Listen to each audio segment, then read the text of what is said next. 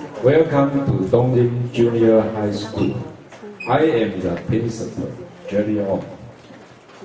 In this seminar, I hope all of you can enjoy the classes we prepared for you and help improve students' English in the future. Enjoy it. Thank you.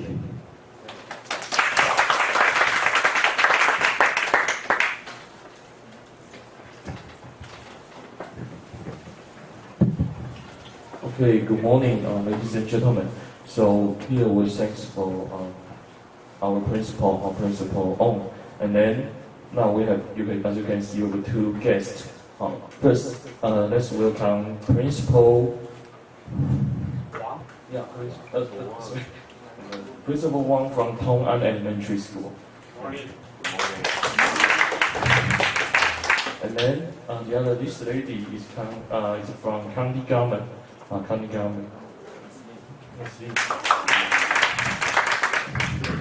Okay, so ladies and gentlemen, as you can see, we're going to begin a seminar.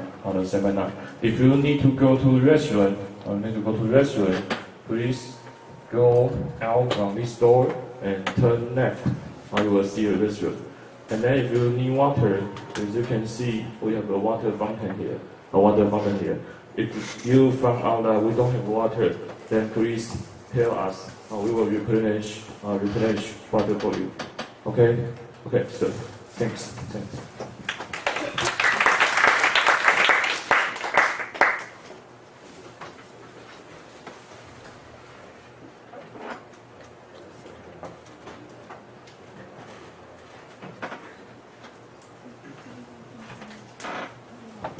I have to apologize first.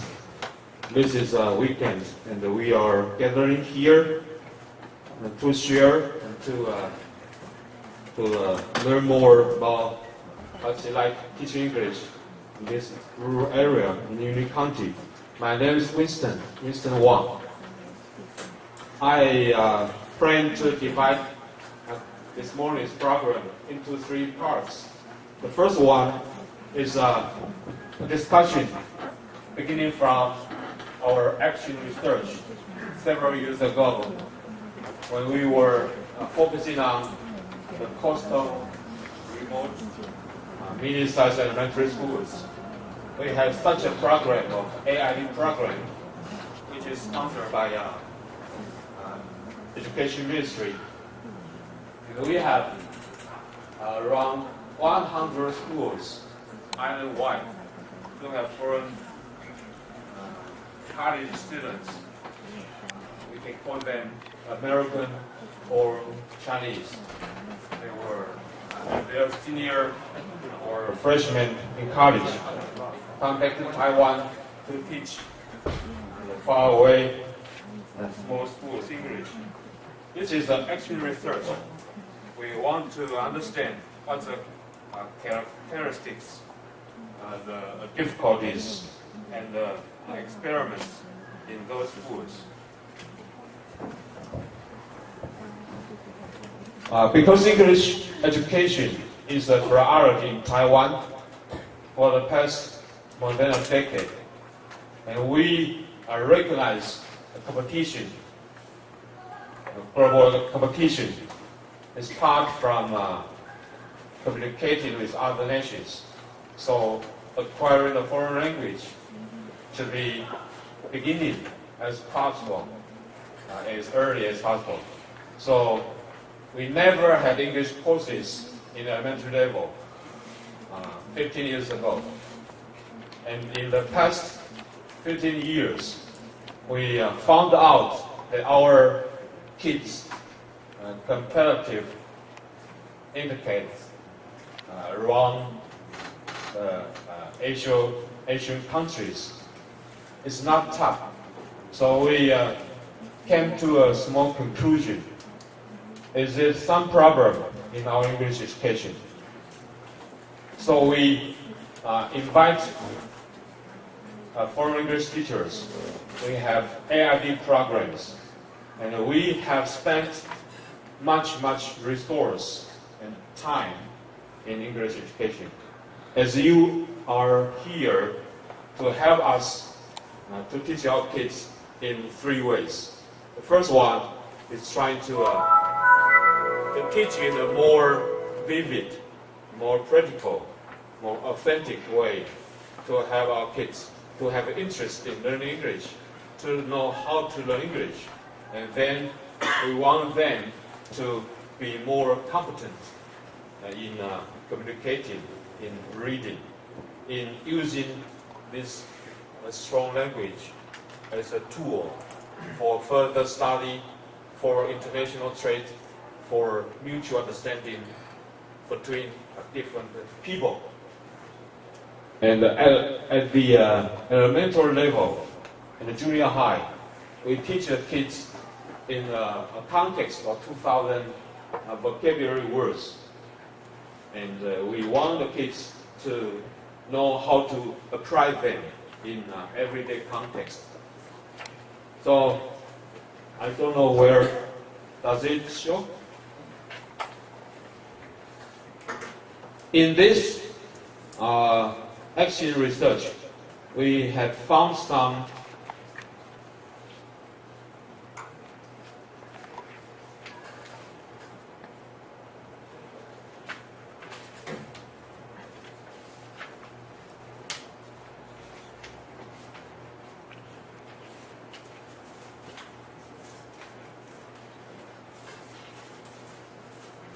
let me briefly introduce what's objectives, what's the purpose in this level. What we intended to teach the kids to know, to use, and to get used to. We have a so-called grade 1 through 9 curriculum guidelines.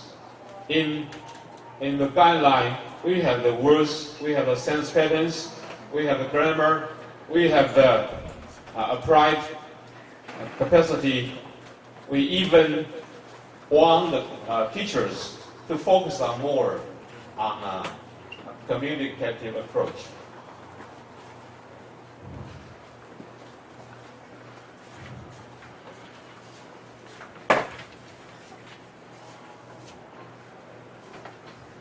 So we have, at the elementary level, begun at grade 3. But given the 4 years of learning, many of the kids are even afraid to open their mouth and speak.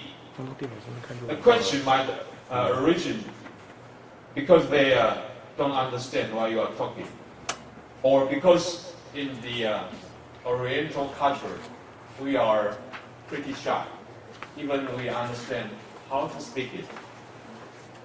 And if you are teaching here the second year, you could have found that there are some questions or problems encountering you, which you think it's not so easy to solve them. Like one foreign English teacher asked me once, Principal 1, how could I teach the kids who were not so motivated, or the kids who seldom gave response? And I gave him an answer. You tell me. Because you are qualified, you are professional. How do we motivate? Abdel? Mr. Yes. Yeah. Is it the first year in Taiwan? Yes, it is. And Jen, your first year?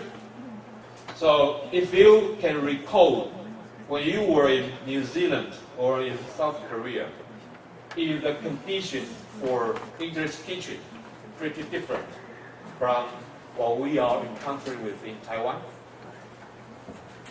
Some differences and some similarities. Is there some more motivating factor, like friendly people, like safe community, or like the teachers, your peers at school? Do you think this is an environment which is more comfortable, or is it more more challenging? Jane? I'm thinking. Because you are facing every day of the school administrators, of your coordinating local teacher, and you have a small team working together at the English village, and you have to face and to work with a homeroom teacher in each period. Some teachers might just be sitting there and watching your teaching. Some would give you a positive feedback or support, but the others could be different. So how do you react to this totally different social or cultural environment at the school? Carefully. Carefully. So this is another very positive comment on who might be designed to help or support you. Abdel, do you think that working in the English village a very, very inspiring experience?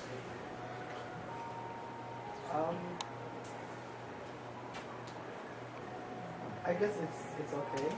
It's okay. So if you give it a 1 to 10 credit, is it 7 or 6? What criteria am I looking at?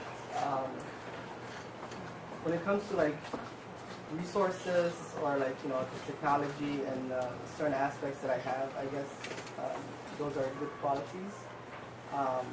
But overall, I would say it's a good setting, so I would probably give it like an 8. Pretty good. The kids you are teaching or you are guiding in the English village, are they pretty interested in the program to have a tour in the village? Yes, they are. Most of them. Each group is different. From different school backgrounds, from different teachers, different Like preparation? one group on a Thursday can have very limited knowledge of English, but still be kind of interested. And the next group can have a better level and still be interested. So each group is very different. So it's unnecessary to come to a conclusion because they are individually different in groups and in individuals. But let's go on. What we are supposed to help to achieve.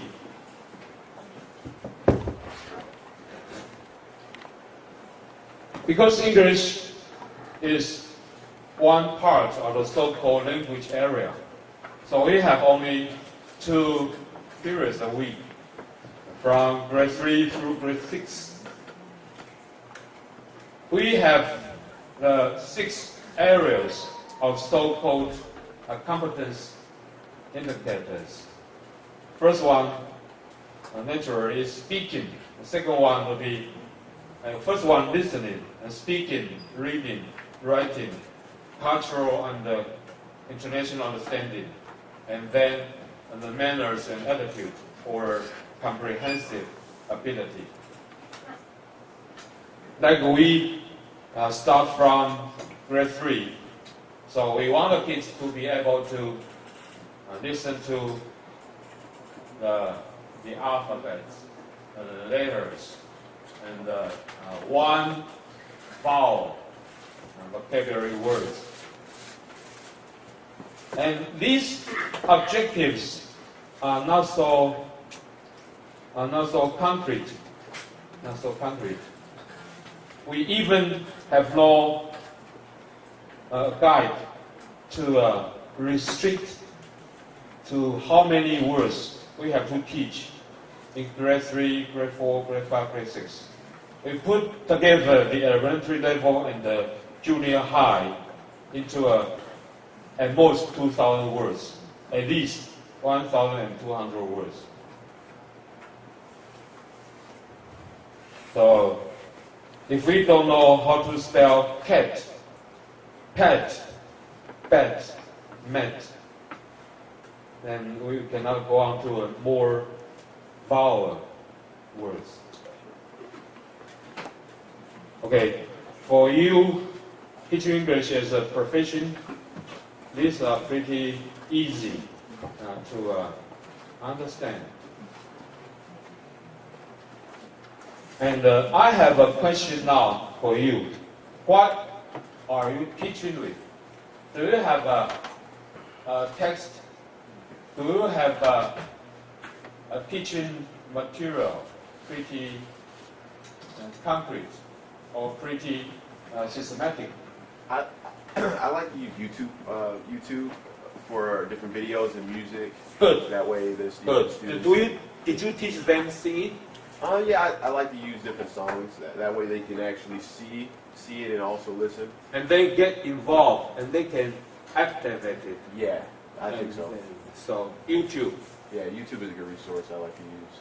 Do you try to divide them into every aspect of life, like transportation, food, school life?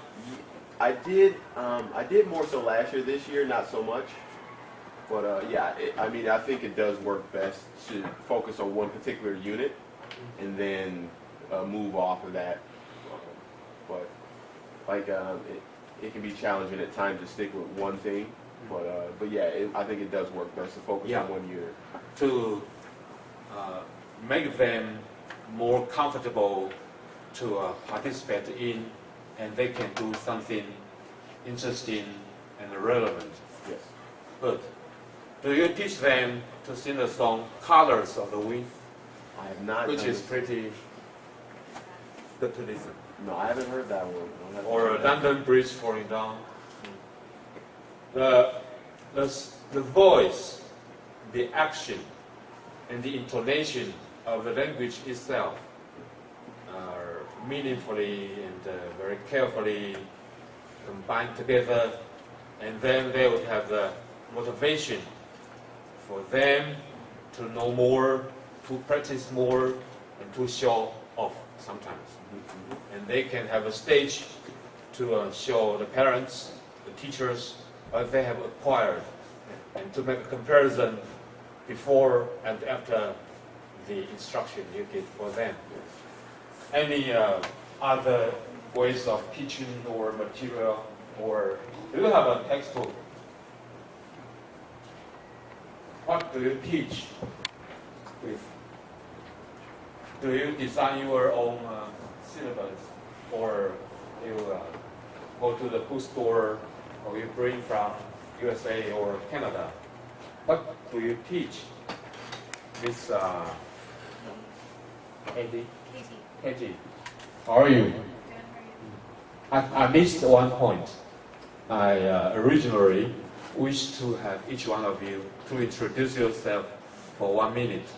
So let's begin from Katie. Where are you from? From the U.S. U.S.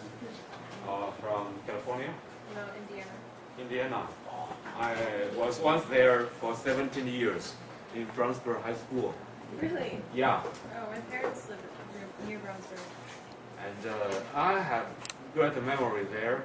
I lived in a host family, Okay. and they treated me very, very kind. And we had chicken soup, and very, very delicious beef, and there is a big, big lawn behind their house. Yeah, yeah. And there are many forests.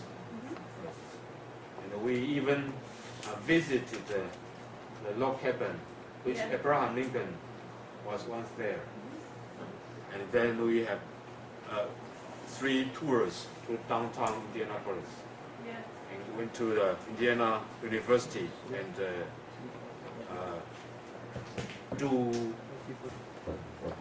Purdue University. Yeah, it's a very good memory.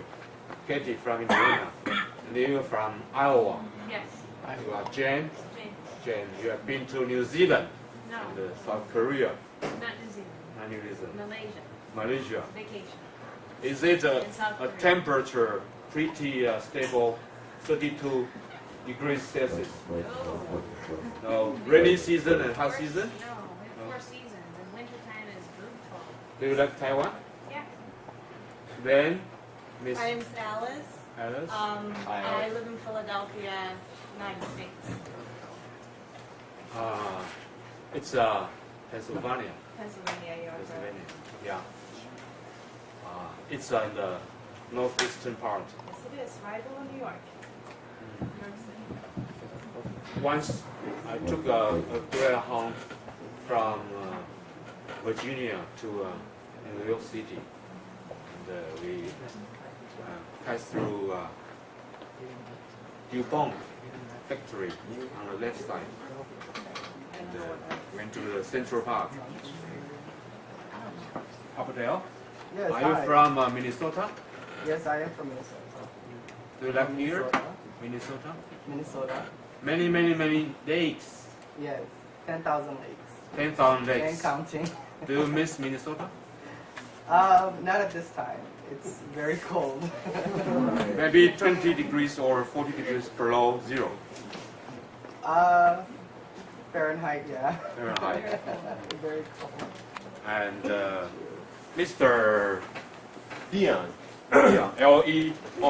No, no. D-I-O-N. Dion. Yeah. I'll take this. Is this for me? Okay. Introduce yourself. Good morning, everyone. Morning. My name is. Oh, this works. Thank you, Johnny. James Dean. James Dean. Yeah, James Dean. Oh, no, I don't know much about James Dean, but I'm Dion. I'm from Michigan. Michigan. Yeah, this is year 2 for this program, and these are my lovely co-teachers. I'll pass the mic. Yeah. Okay. Do you enjoy the work? Yes, I do. I enjoy teaching English. That's why you stay for another year? Absolutely. Okay. Hi, I'm Momo. I work in Herping Elementary School. Okay. Yeah, Okay, 李院长. thank you. Good morning, everyone. Good morning. Sabrina. Sabrina. Yeah, I'm teaching in Xinzhuang Elementary School. 新庄土木. Yeah, in Turku. Good. Good morning. I'm from Sanlei Guoxiao. My name is Jane. Jen. Good morning, Welcome. Jen. Good morning. You like Taiwan? You're from? Okay. Good morning, I'm Tommy. I'm from Minson Elementary School in class 2. That's why in my class I always teach students like fruits and lots of different dish. And also about animals. I always teach my students as they are little monkeys in my classrooms. Okay, that's about me. Good. Thank you. Nice to meet you. Right. Yeah.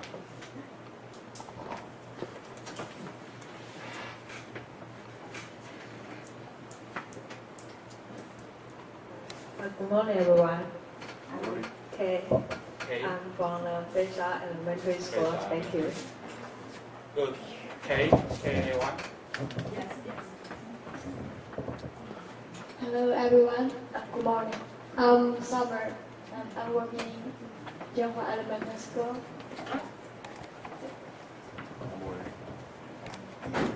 Good morning. My name is Joe, and I'm from Canada. Part of Canada. The East Coast of Canada, Nova Scotia. Have you heard of it? Good for you. I haven't been. That's on my bucket list. Okay, I'm sure it is. Yes, I'm from a small town, so I don't think you're going to go there. Good morning, everyone. My name is Yang, and I'm from Yuyang Elementary School. Sutong. Yes. Good. Hello, my name is Elaine. I'm coordinator in Yunlin English Village. Nice to meet you. E-L-L-A-I-N. Elaine. Elaine.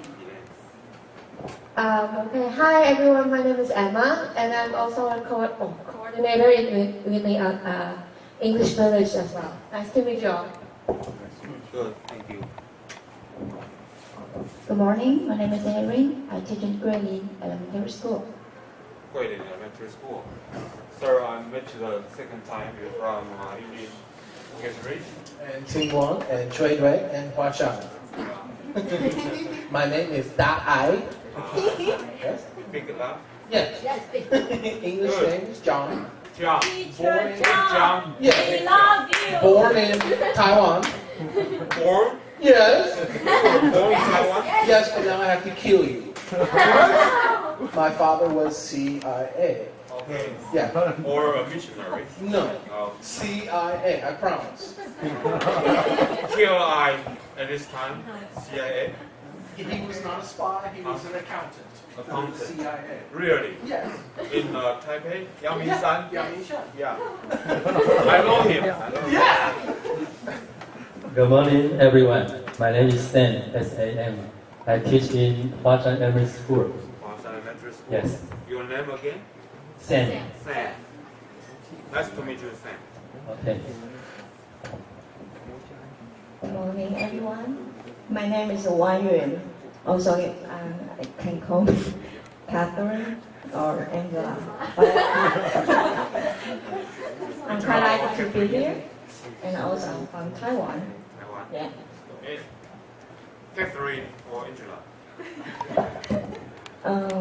Catherine. Good morning, everyone. I'm Carrie. I teach in Shanggong and Xinhua Elementary School. Yes. Your name? Carrie. Yes. I work in 水队.水队星光山峰 and Sam, Big John, Yes. and Joe from Canada, Scotia, Northeast. Next one.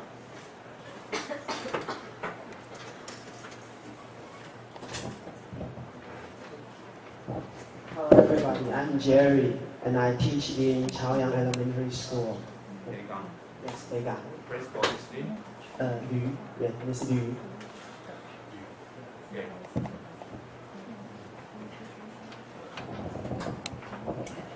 Hello, good morning. I'm Heidi. I teach in Nehu and Dongguang School, elementary school. Okay, two schools. Nice to meet you. Who's your partner? Abdel. Which day of the week does he go there? Monday and Tuesday. So you drive him there?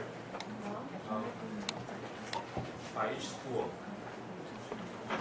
Hi everyone. Good morning. My name is Emily. I teach in Chengguang Elementary School. My school is in Daegang. And my partner is Mike.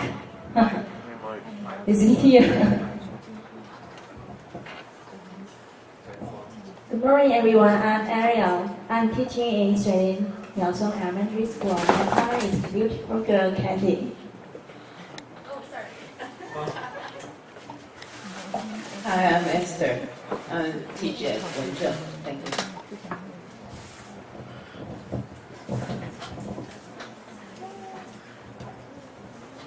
Hi, my name is Rosemont. Rosemont. Yeah. It's a French name? It's an old English name. Okay, I'm from South Africa. South Africa. Teacher Rose, we love you. Cape Town, Johannesburg, No, it's called East London, East London. but it's in South Africa. Yeah. Hi, I'm Kay. I'm in Shuicani Elementary School. Nice to Hey, we meet you. love you.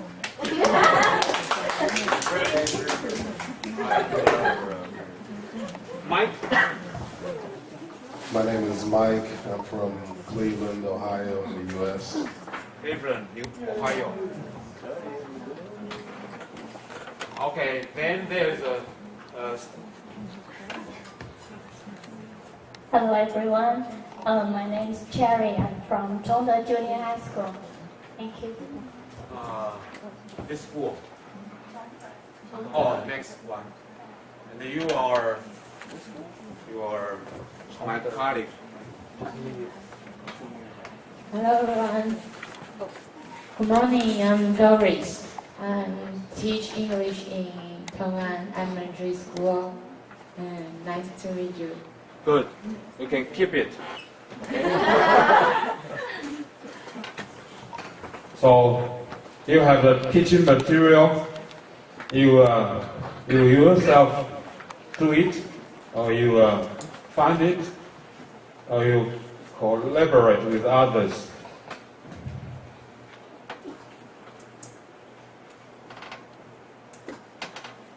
Okay, as I said earlier, in this teaching guideline, the MOE, which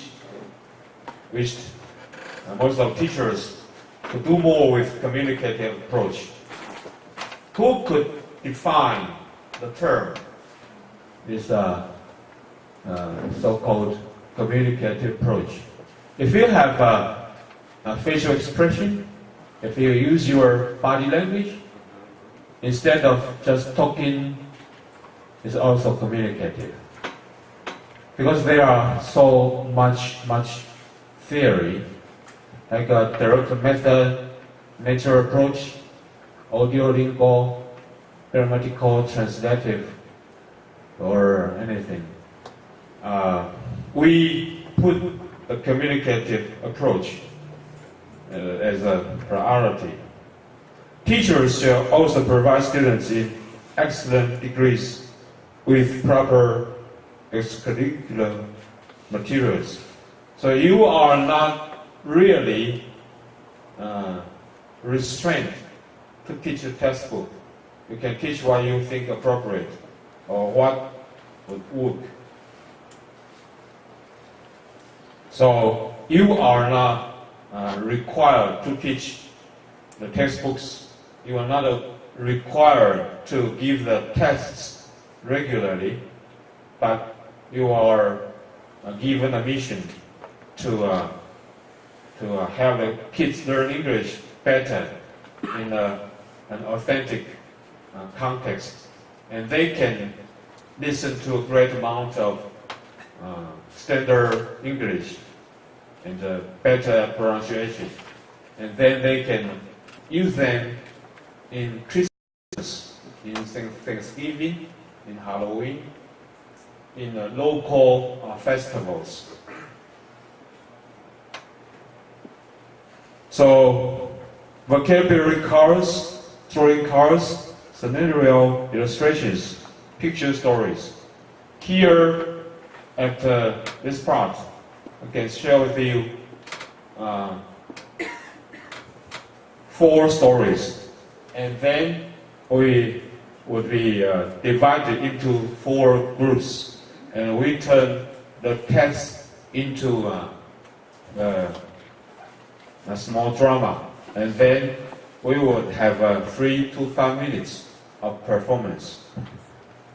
One of the stories is A Day to Remember. The second is To Give Yolande with Roses. And the third one is One Day.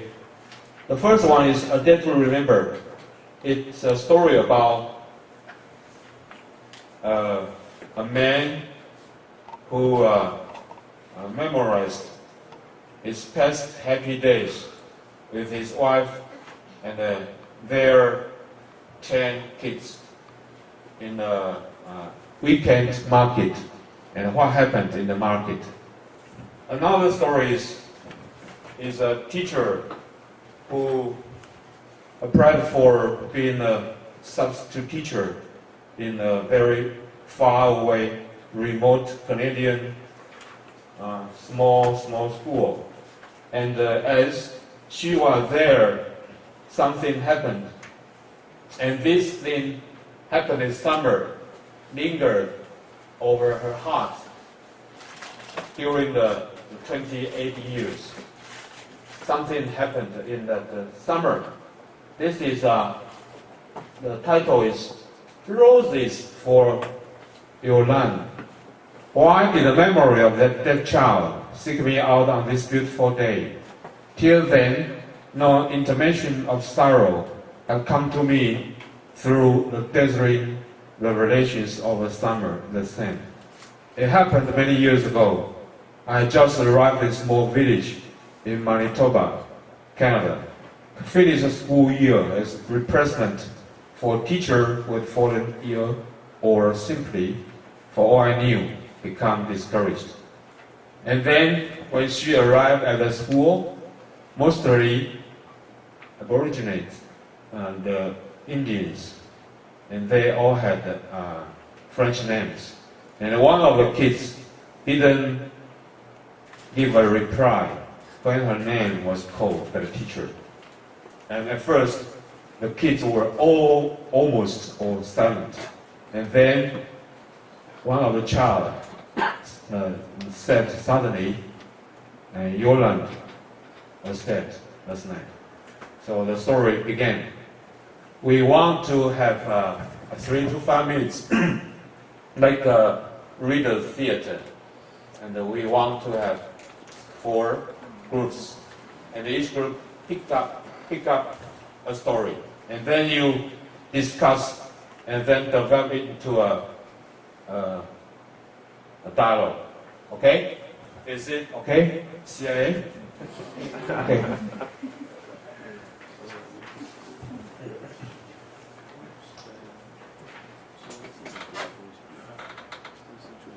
It's very, very bounty and pretty complicated. What you can use is YouTube, textbooks, or the readings from the bookstore, or you can do it by yourself. Okay, let's have a very fast look.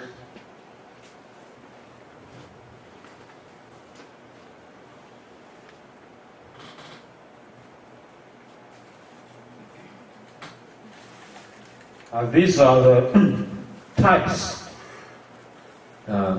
you can choose. In my teaching experience, I found the kids would be distracted if your teaching pattern remains the same week after week, and then you could find some bored children's face, and you could find that you could not go on. So we have to change the methods, the types.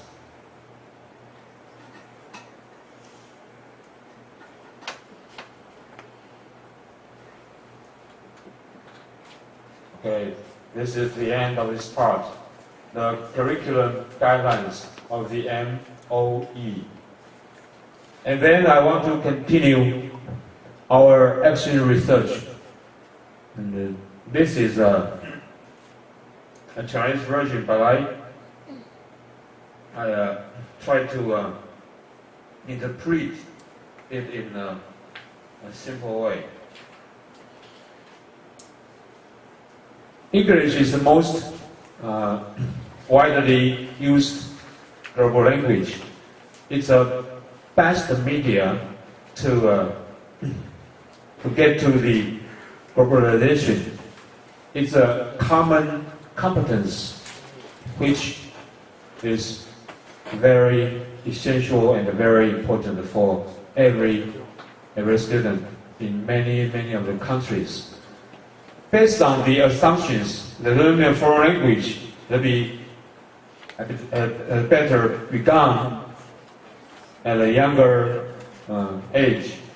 So we started from the elementary level. But even the clear and the very prevalent difference between the city and the countryside schools, we have different socio-economic status. We have different parents' education background. We have different equipments and the resources in the cities and in the countryside. So this county, by the policy of our magistrate, Ms. Du, she wanted our kids to be as equal as those children educated in the cities. So she began this policy last year. But before our county began this program, the MOE had begun AID program. And we did some observation, and we had the youngsters to do their journals each day. And then we put them together to find out what are the problems. Why is this so hard? Why is the gap between our target and the reality? Why is the gap so difficult to overcome? And then let's get to the figures and the graphics.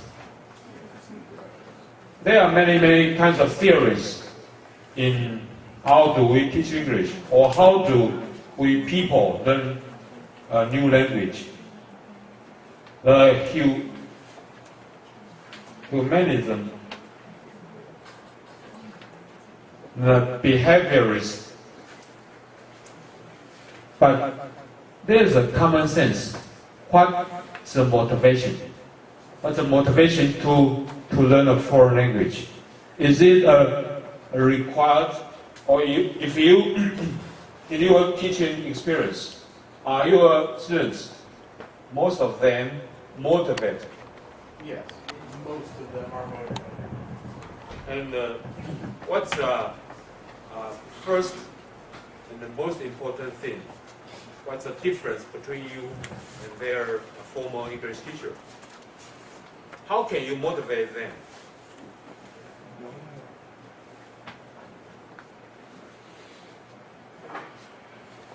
I try to make it fun to learn a language. Okay. By making it fun to communicate with other people. Yeah. English-speaking people. Are some of your students capable of asking questions? Yes. Yeah.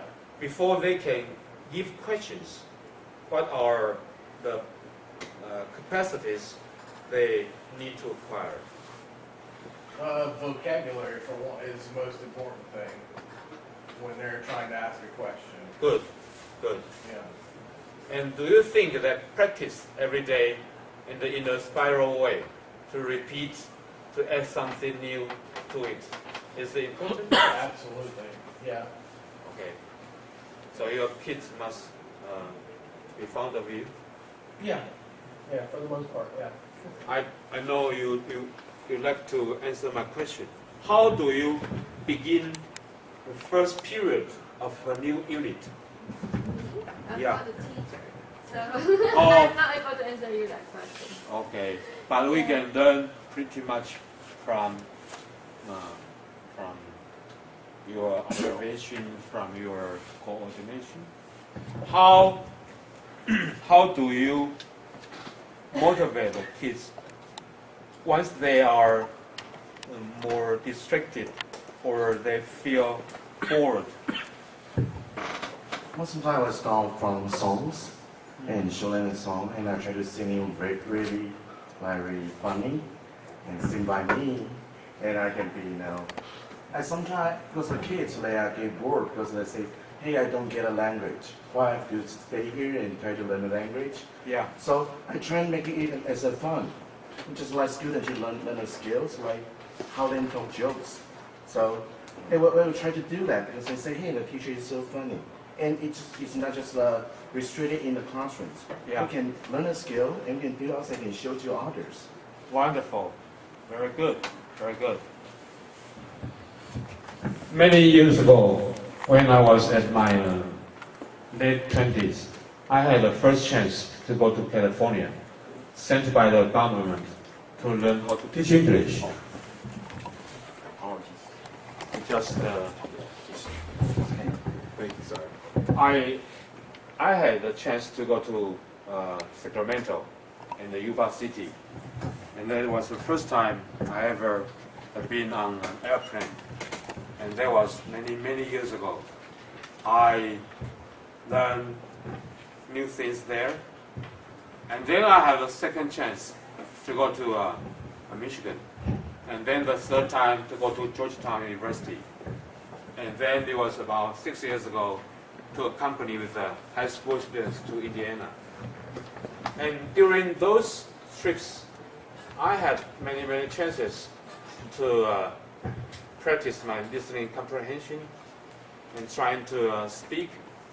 And I think it's very, very important. What's your motive? Why are kids willing to learn? Because you make them feel that the teacher is funny, that the learning outcomes could be very beneficiary in their academic and their everyday life. I believe that if they learn English as a language and use it in daily life, then probably they will progress in their schools. Well, because I'm not teaching them as a subject. I also teach them English as a daily conversation tool. They have to use English sometimes like Halloween. Yeah. If they want to have a candy, they want to play it again, they have to speak English. But and they have, during that time, they will say, hey, I not just have a learn English to pass the test, but also I can use the English as a tool to play it again. And the kids will say, okay, right now I speak English. I can make fun of the language itself. Like I teach the word enjoy. Yeah. And the kid will say in Taiwanese, they will say enjoy. You, So enjoy. So it's quite interesting. But they will try to learn it in their own way and make it fun. Also, you can say enough, meaning, yeah, or something. Yeah, when I say together, let's go, and they will say, oh, one's interesting. Yeah. To let it go. Yeah. Let's go. Let's go. I would say let's go. With English and Taiwanese combined together. Joe, are you okay this morning? Okay. Very good. He's a very wonderful teacher. What's a motive? What's a motivation? How can we motivate the kids to learn? Maybe it's fun.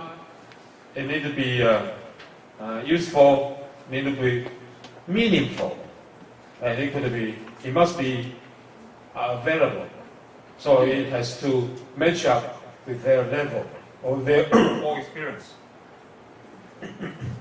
In our excellent research, we found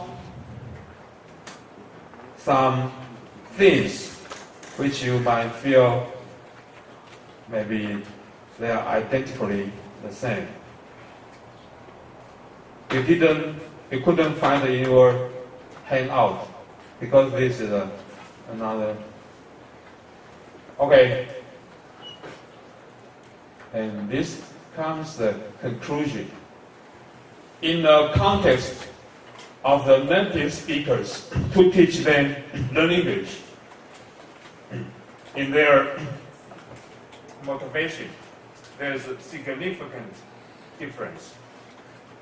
Even though they are learning from the foreign ABC young children, maybe 10 years or 8 years elder than the students, those college or senior students, they still find pretty stressful, pretty frustrated. And during the 2 weeks of teaching, they wrote the journals. And here we will show you some of the journals.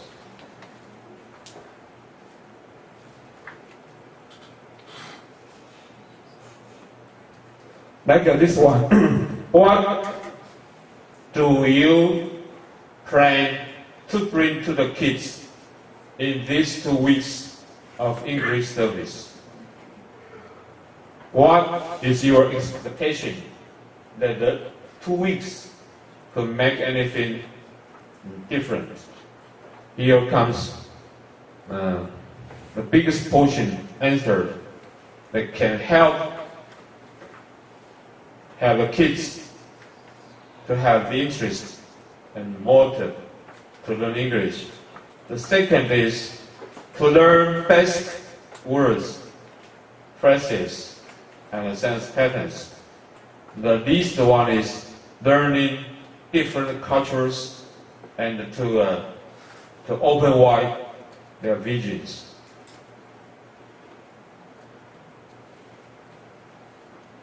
It's the biggest challenge that learning a new language requires so much time, so much effort, but couldn't see a obvious or very prominent progress in a given short period.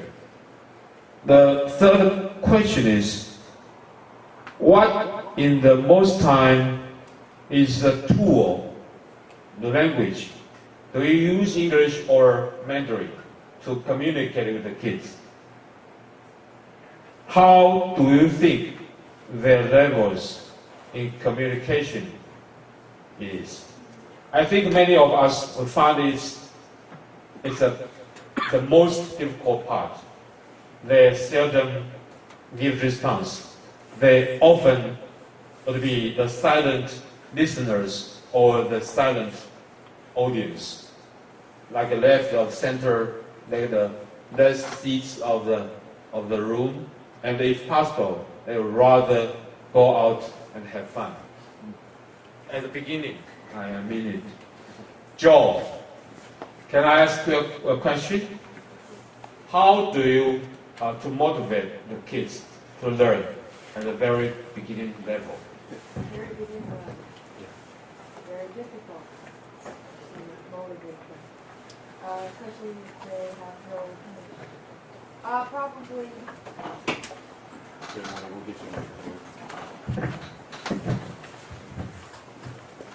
It's very difficult at the very beginning level to motivate them because they don't have the vocabulary, they don't understand what I'm saying.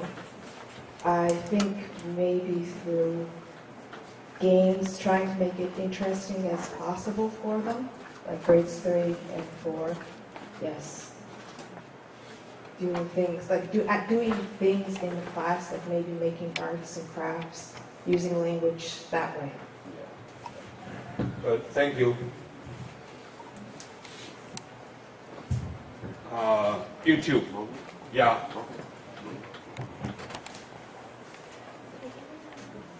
How to motivate? So, 引起学生动机 or to make it more interesting. How do you In my school, the beginning learner, their learning condition is not well. But I try to use game to inspire them to learn English. So step by step, learn the word first, letter first, because if they know the letters, they can conversation and making the sentence patterns. Yeah, step by step. And then the games are a really good way to review. So like introduce. So do you show A, B, yeah, like C? What is that? What's that song? song. No, not the ABC song.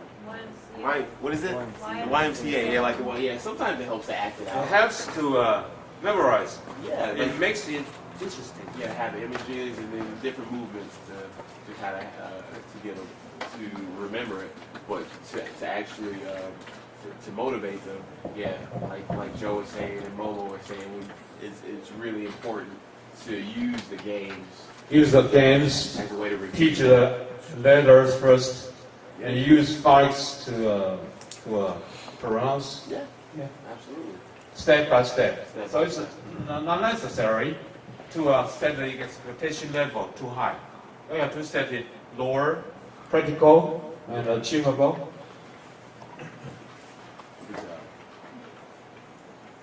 For me, in my part, I was nervous each time I had to say something before a crowd or the listeners.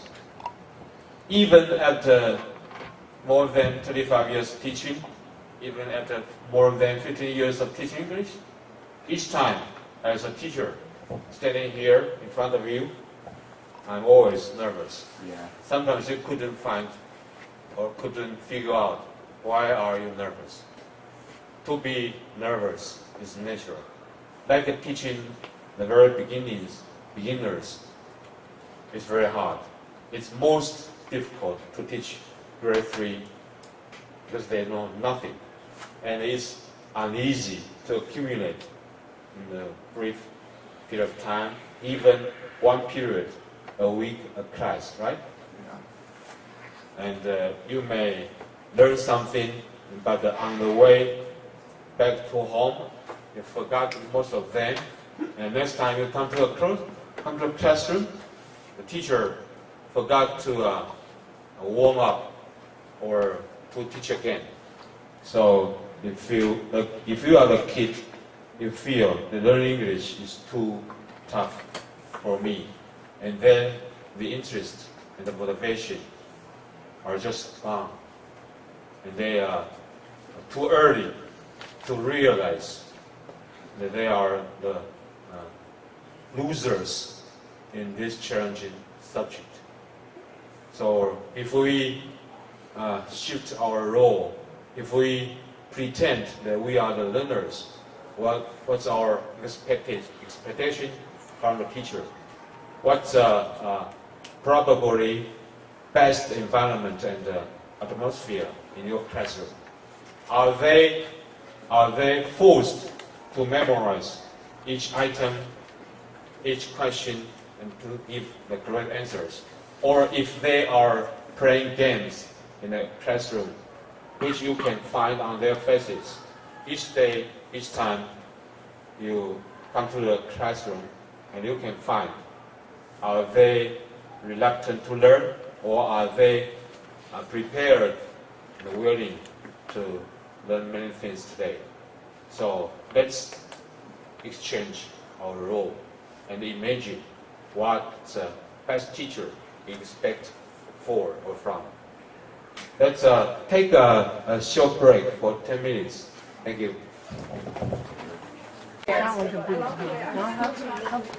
We will start in 12 minutes. From tier group 1 to group 3.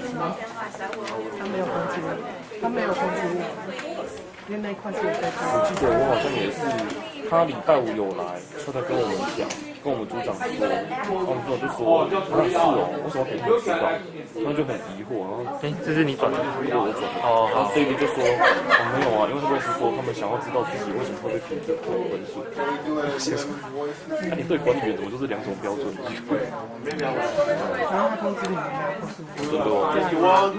我们外事有这样。没有，因为你们要你们通知，就是你们，因为他明明礼拜5来说讲说，就是目前他知道学生里的外事有要求要看，他这样跟我们讲。对啊，但是因为我后来我要求外事，才请你自己去找你中心。We have a question. 看完之后有问题，大家立刻马上讨论。但是他只有关心他没有通知我，我没有收到通知。Okay, just read out. OK， 这是我跟组长。我觉得也不用讨论了。如果说你们这边外事有要求，我们没有啊，我们每个他们外事的，他们想要知道的东西都不一样。像我们村有外事想要知道，那我们觉得为什么要让他们看？可是在你们部分，如果外事没有要求，为什么要去做？对啊，我觉得你可以提啊，我简八修一个。因为你就是增加自己的麻烦，你给他看到说，你可能才给他80几，他就会说，哎，怎么只有80几呢？ Invisible. Can you see invisible? Baby 给你几分？79，你这么高啊？然后他给我70出而已，然后72还73，对啊，可能你跟他比较有基础了，我不知道。对啊，我是觉得，如果说像幼军这样讲，我日文，怎么可以？他说他觉得他好像很别的事情。凭什么？我讲真的，因为今天我知道学餐饮其实很不合理，是他们不像我们东人分工分的这么细，就是说大家都做自己的业务。他们其实我想国小很多都没有体制，就是有点像那种乡下国小，就是他们说了算，就是都没有什么很精细的分工，不像我们就是大家都分很细这样子，所以就变成说他们会很容易的丢业务给管理。对啊，所以我就觉得说这一点可能要有一个自救。是吧？你先让他们分组吗？还是现在在讨论等一下怎么表演？在9分钟开始。他们有需要逼报纸还是什么？还是等一下再弄？等一下就是说，我会请他们，再把他们的故事，简单的画在壁报纸上。画在壁报纸上。可是这样我有在需要麦克笔，在上中笔。哦，这样子哦。因为校长，我们其实还有办公室里还有麦克笔，需要拿上来支援嘛。我们办公室里还有。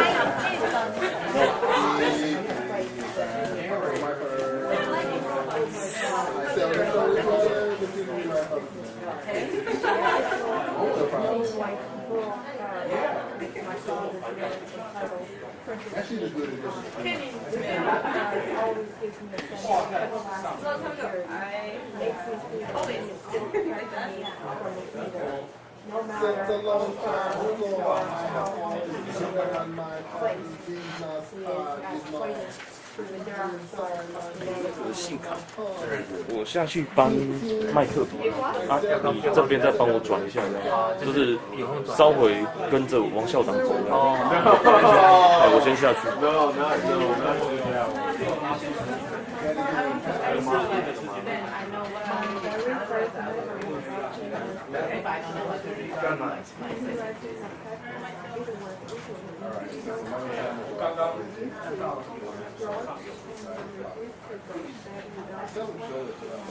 Introducing my father.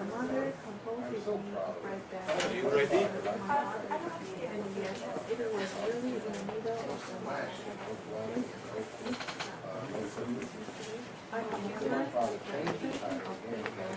I 刚刚有去印那个剧本，还没有拿过来嘛？哈。对对对。OK。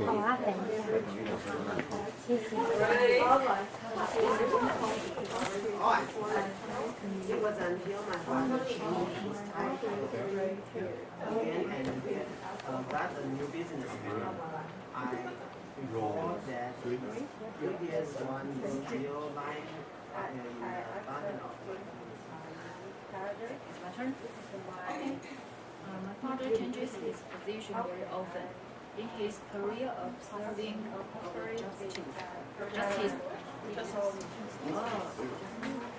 Group 1, we will begin in 5 minutes. Okay. Is it all right? Yeah. Okay. Do we need more time? Maybe. Do you need any more? Yeah, maybe 7 minutes because we. Okay. Then 8 minutes. 8 minutes sounds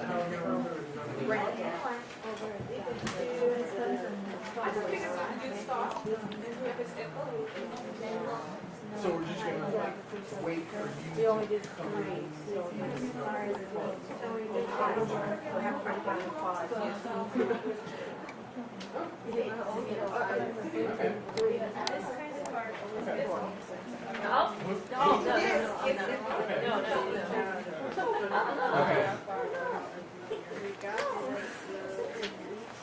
So we don't have enough.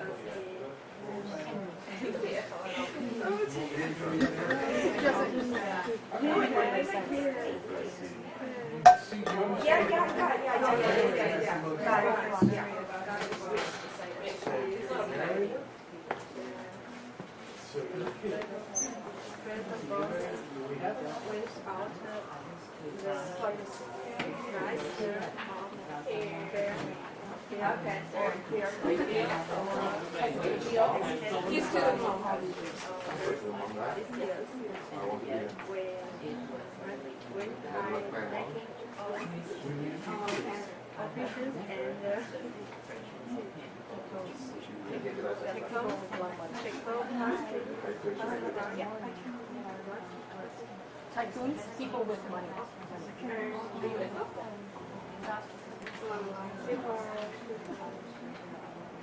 No.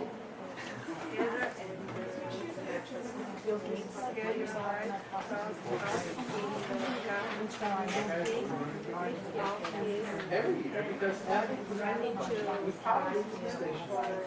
There's dozens of us, and we're highly to a country that remember. Gather and scatter.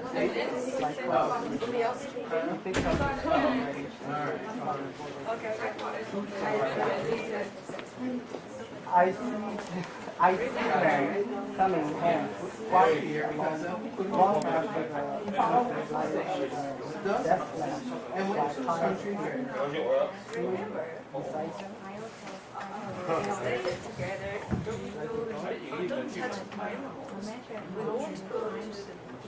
No matter how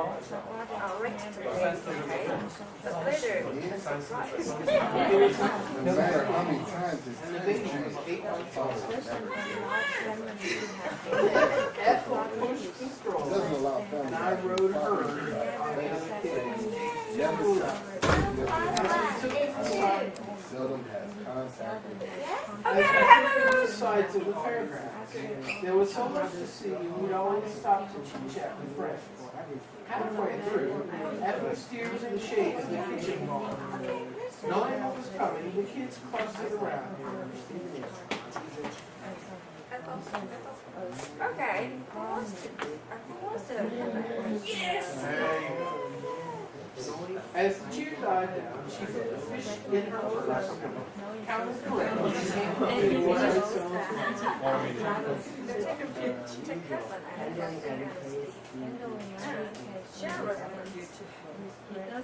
and then she handed Linda the oldest more money and said, He is clear to himself. As all the matters. When she left, the lady was and he had no windows, and I would take the little residence once to see the along the way, I stopped and looked back at her with her pink and white checkered shorts, white blouse, and tennis shoes. When that one with her salt and pepper hair, she looked girlish. Your mother, Ethel was frowned as she heard it. He didn't give anyone his business. He didn't want people to leave facial treatment because of his position. And finally, it was time to go.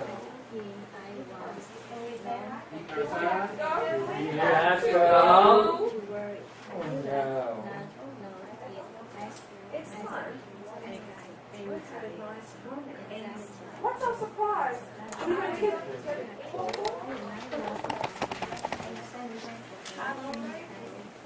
Already, that's Ethel. That's Ethel. That's Ethel.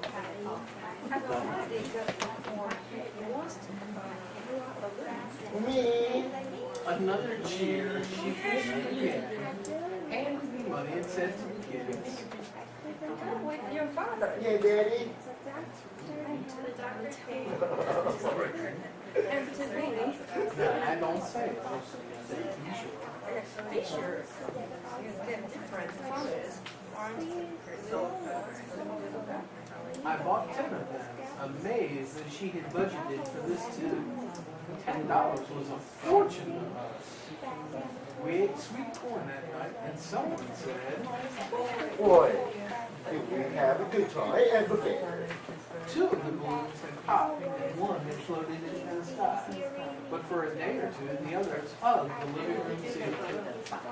Ethel was a genius at stretching monkeys, and short-lived helium balloons seemed extravagant to me. Kids should have something to take home on the fair. We returned every year to the fair, and every year there were fewer hamburgers and pies. When the 1980s arrived, Ethel and I were going around.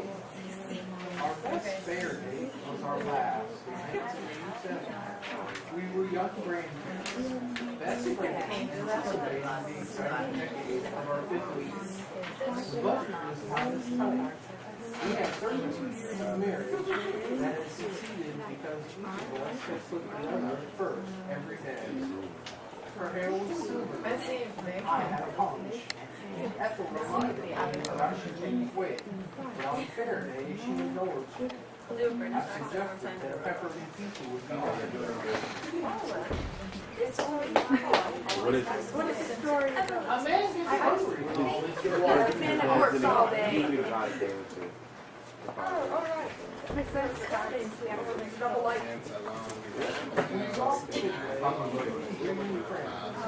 Then we watched the game.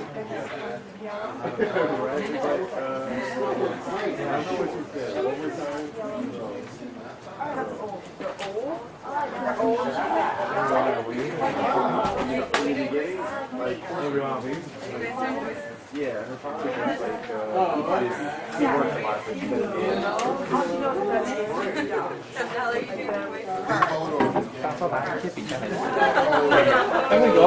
Number one, ready? 他们都不拿，超浪费。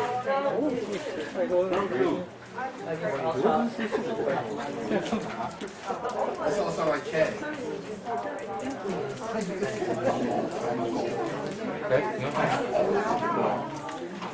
They sound like a Cookie Monster. They sound like a Cookie Monster.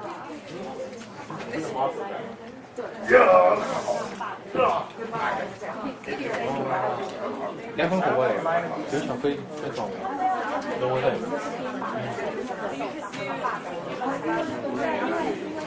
这应该来一杯奶茶。别的 A 的跟我想象中，你有看过他那个？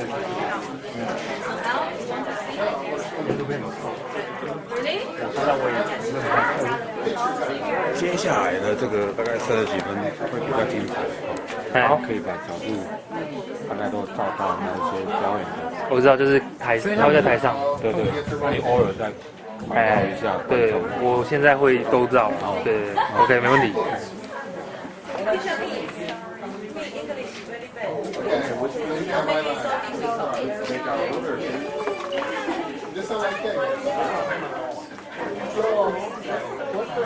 What's the problem?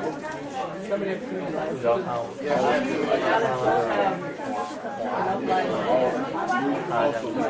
Is bird one ready? Bird one? Are you ready? Still need a few minutes. Group 3, are you ready? Yeah. Do you want to be number one? Mike, are you ready? Sure. Okay, let's welcome Mike and the team. 做这个工作的点，聊来聊去啊，没有，会啊。Just read out. 我们就走。他说等一下哦，要专注表演。对。我不要拍他，对，专注表演。OK 啊，当然。我东西，我想看他的照片。真的吗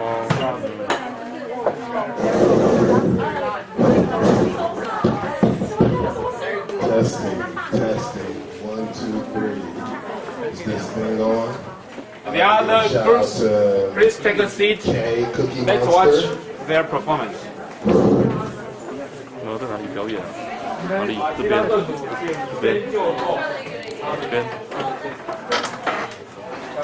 不是应该要上来一点啊 Take my money, my house and my car.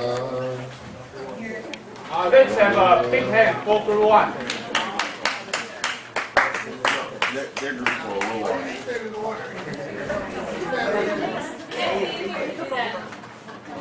Wow, I cannot see.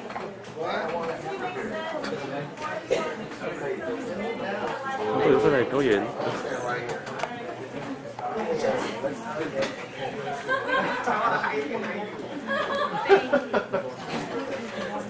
Okay, let's see. Our team name is Team K, Cookie Monster. Listen and watch it. Okay? Shut up. Okay, big hand.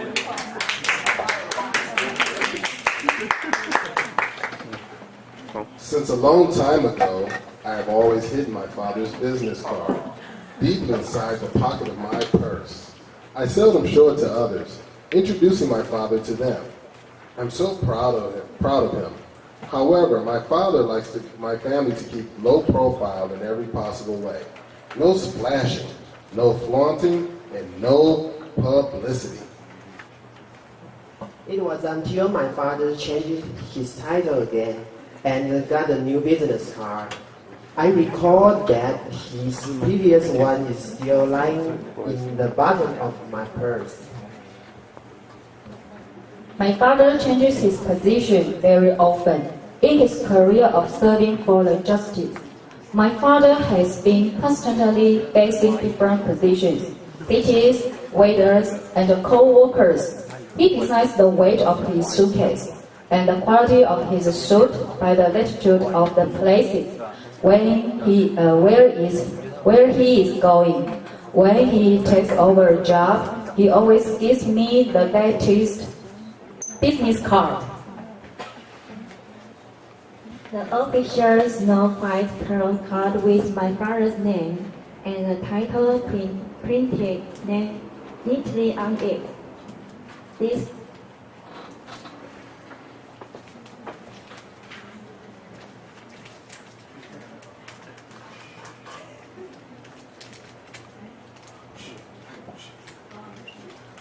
This kind of card always gives me a sense of everlasting security. Makes me feel like he is still protecting me from the evil. No matter how far or how unfamiliar a place he is at fighting through the dark sides of humanity, my father is always busy. My very first memory about him was the sight of his back busy writing the papers. It was usually in the middle of the night. I used to grunge and refuse to go to bed without someone keeping me company. My mother comforted me, afraid that I will disturb my father, and yet it was really in the middle of the night, mystery. I have never had the impression of him going to sleep. When I woke up in the morning, he had already gone to work. This had never changed in the past 27 years, until I went home exhausted before the Chinese New Year, astonished by my father's gray hair all over his head. I asked him, "Are you tired?" This is my duty. How can I possibly be tired? Even so, I know he is tired, regarded the wicked as his enemy. He has called his from without the slightest fear or hesitation all these years. With high-ranking officials and tycoons passing by, people gather and scatter like clouds in the sky. He picks up his pen, writing to fight for the truth at dawn. I see him coming at home quietly long after the sunset, lighting up the desk lamp with piles of paperwork strewn beside him.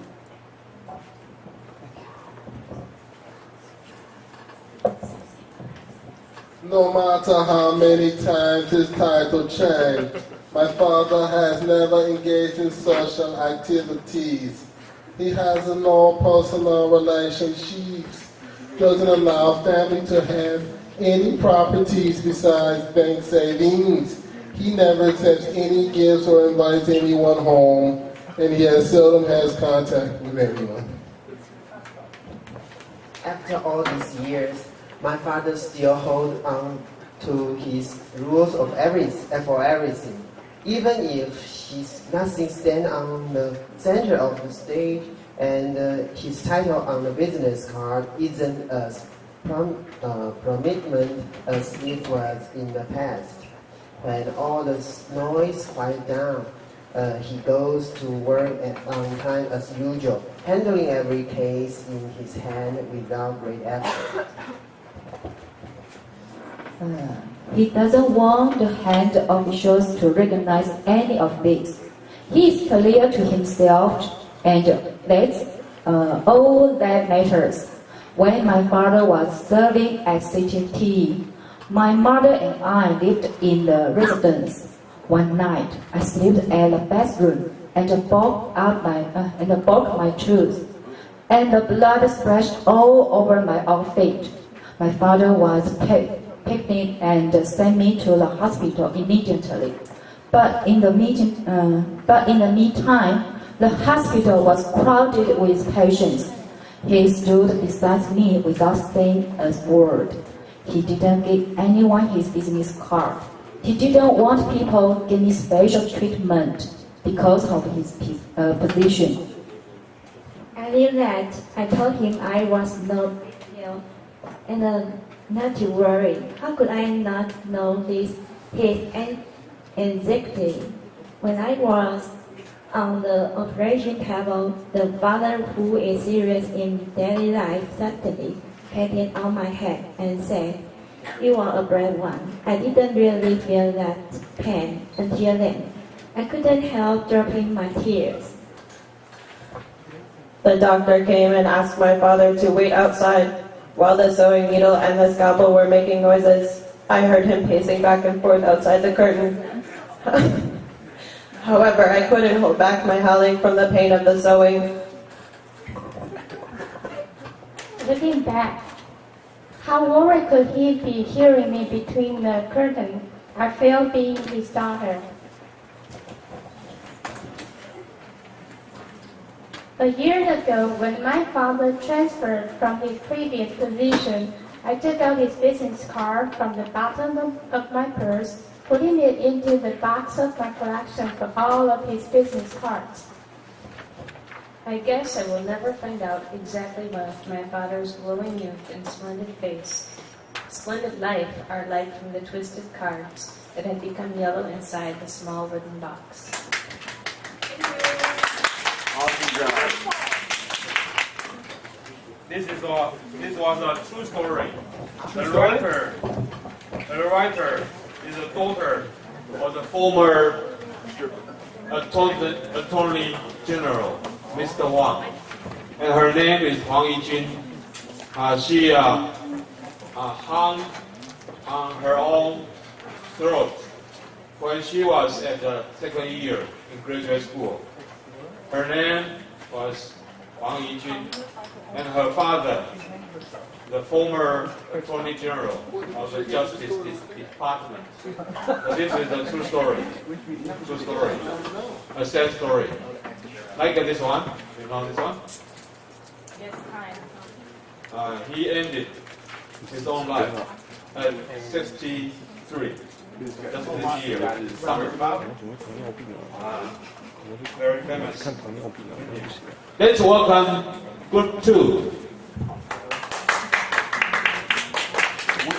We're reading the same story. Is that okay? No. That's okay. That's okay. Group 2, Group 3.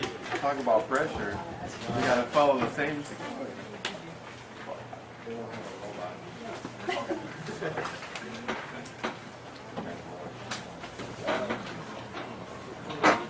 Huh?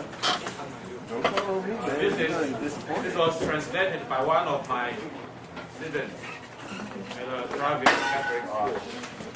He translated from Chinese to English.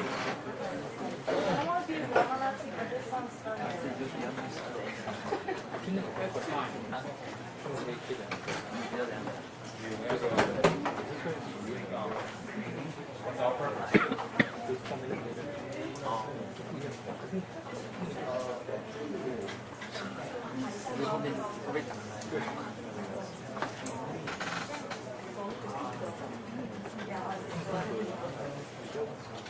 Ready?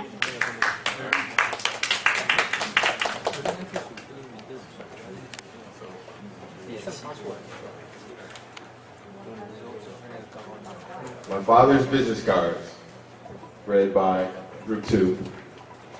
Since a long time ago, I have always hidden my father's business cards deeply inside the pocket of my purse. I seldom show it to others, introducing my father to them. I am so proud of him. However, my father likes my family to keep it low profile in every possible way. No splashing, no flaunting, and no publicity. It was until my father changed his title again and got a new business card. I recalled that his previous one is still lying in the bottom of my purse. My father changes his position very often. In his career serving for the justice, my father has been constantly facing different positions, cities, weathers, and co-workers. He decides the weight of his suitcase and the quality of his suit by the latitude of the place where he is going. When he takes over a job, he always gives me his latest business card, the official Snow White pearl card with my father's name and title printed neatly on it. This kind of card always gives me a sense of everlasting security, makes me feel like he is still protecting me from the evil, no matter how far or how unfamiliar a place he is at, fighting through the dark sides of humanity. My father is always busy. My very first memory about him was the sight of his back, busy writing the papers. It was usually in the middle of the night. I used to grunge and refuse to go to bed without someone keeping my company. My mother comforted me, afraid that I would disturb my father. And yet, it was really in the middle of the night. Mostly, I have never had the impression of him going to sleep. When I woke up in the morning, he had already gone to work. This had never changed in the past 27 years, until I went home exhausted before the Chinese New Year, astonished by my father's gray hair all over his head. I asked him, "Are you tired? This is my duty. How can I possibly be tired?" He told me, "Even so, I know he is tired. Regard the wicked as his enemy. He has guarded his better bonds without the test of fear or station or these years when high ranking of officials and haters passing by people and scatter like clouds in the sky. He packs up his pen, writing to fight for the truth at dawn."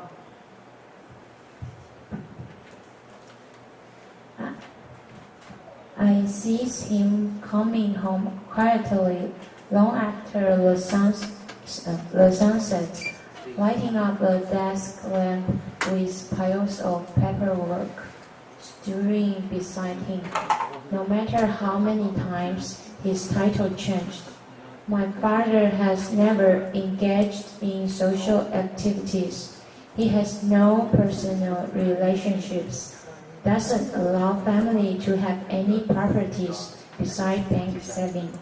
He never accepts any gifts or invites anyone home, and he seldom has contacts with anyone. After all these years, my father still holds on his rules for everything, even if he's not standing on the center of the stage, and his title on the business card isn't as prominent as it was in the past. When all the noises quiet down, he goes to work on time as usual, handling every case in his hands with great effort. He doesn't want the hand officials to recognize any of this. He is clear to himself, and that's all that matters. When my father was serving at CTT, my mother and I lived in the Western. One night, I slipped at the bathroom and broke my tooth, and the blood splashed all over my outfit. My father was panicked and sent me to the hospital immediately. But in the meantime, the hospital was crowded with patients. He stood beside me without saying any word. He didn't give anyone his business card. He didn't want people to give me special treatment because of his position. I knew that. I told him I was no big deal and not to worry. How could I not know his anxiety? When I was on the operation table, the father who is serious in daily life suddenly patted on my hand and said, "You are a brave one." I didn't really feel the pain until then.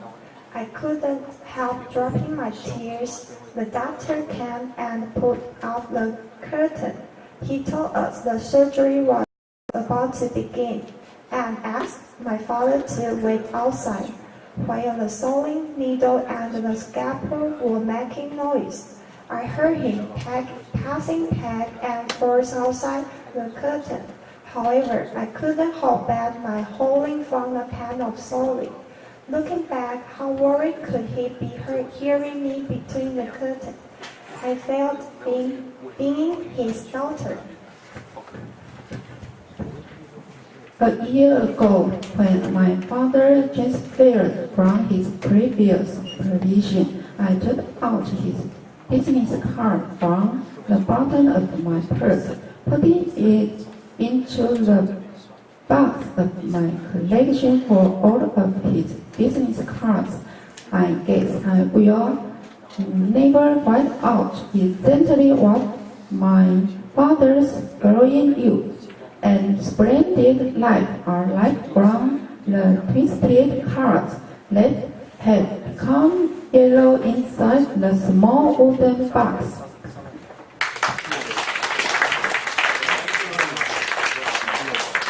And the daughter suffered from severe depression, so he ended her own life 3 or 4 years ago. Because he couldn't contact his psychiatric doctor all the day. So the doctor didn't answer. I don't know why. And she was suffering. But she writes very, very good writing. Thank you. So pretty.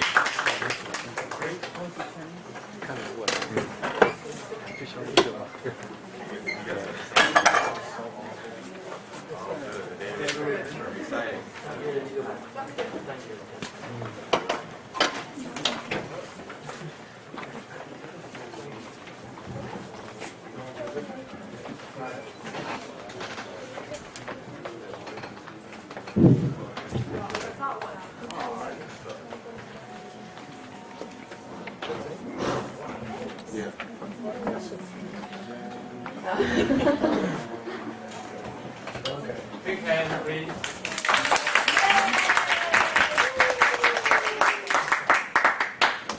Every year, because Ethel put it in her budget, we piled into the station wagon, the dozen of us, and went to a country fair.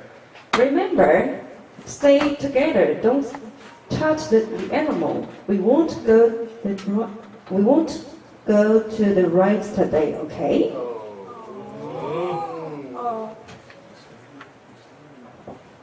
It was 1968, and the baby was 8 months old. Ethel pushed the stroller, and I rode herd on the other kids, aged 2 to 11. As we took in the sights of the fairgrounds, there was so much to see, and we'd always stop to chit-chat with friends. Halfway through, Ethel steered to the shade of the kitchen barn. Knowing what was coming, the kids clustered around her. Okay, who wants a hamburger?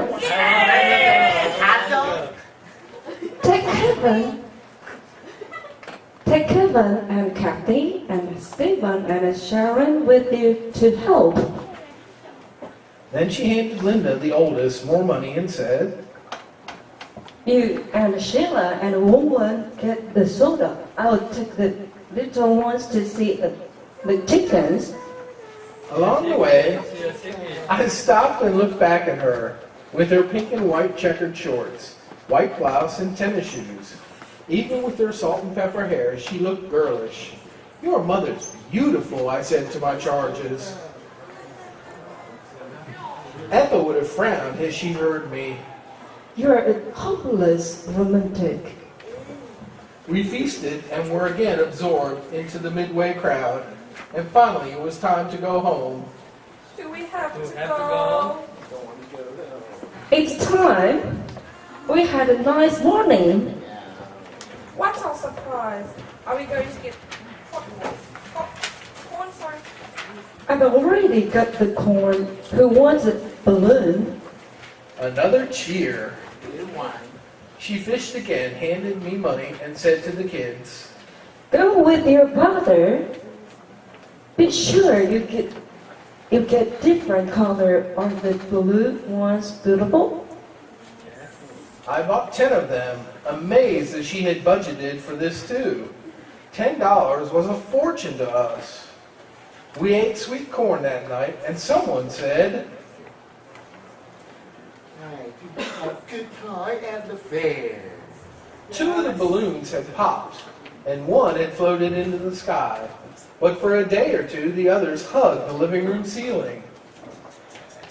Ethel was a genius at stretching money, but short-lived helium balloons seemed extravagant to me. Kids should have something to take home from this fair. We returned every year to the fair, and every year there were fewer hamburgers to buy. When the 1980s arrived, Ethel and I were going alone and calling it a date. Our best fair date was our last in 1987. We were young grandparents, best friends anticipating the exciting decade of our 50s. The budget was not as tight. We had 32 years of marriage that had succeeded because each of us had put the other first every day. Her hair was silver now. I had a paunch. Ethel reminded me that I should lose weight, but on fair day she indulged me. I suggested that a pepperoni pizza would be nice. Owen, it's only 9 o'clock in the morning. A man gets hungry with all this walking in the hot sun. Oh, all right. You're starting too early, though. We walked the midway, kidding and greeting friends.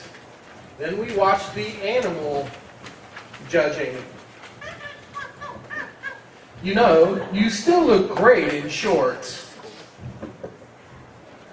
Oh, you do. Oh, shut up.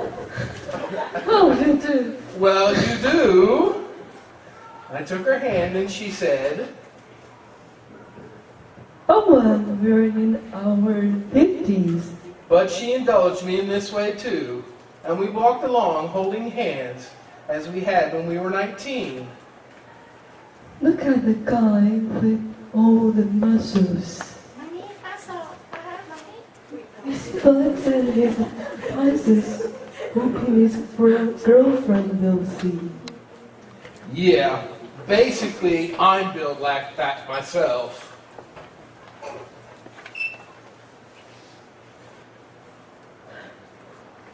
We remained until early afternoon, and then she rose sweet corn.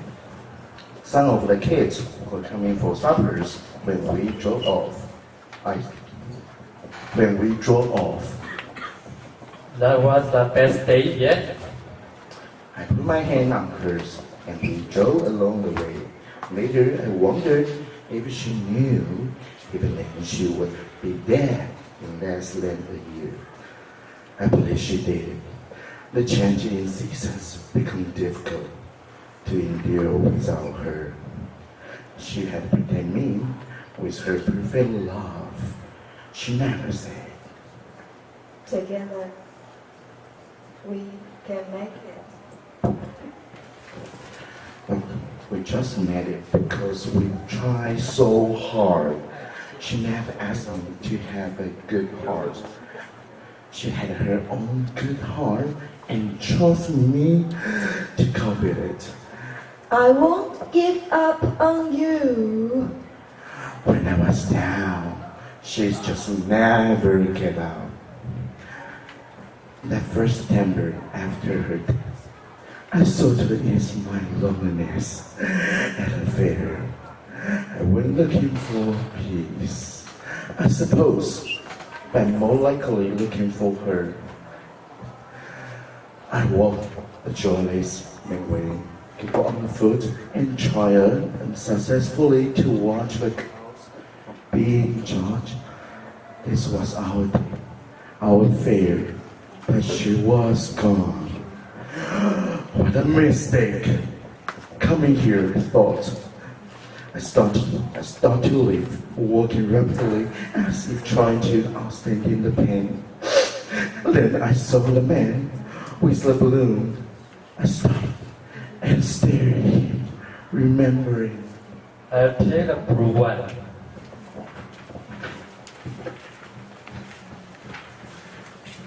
The coffee ceremony was dessert. I tied to the balloon to the basket of flowers from the Hansen stone, on which Eric engaged the words. Emperor Kefir, beloved one, mother of 10. Suddenly, the young father and his boy appeared. The child, perhaps 3 years old, had seen the balloon and become excited.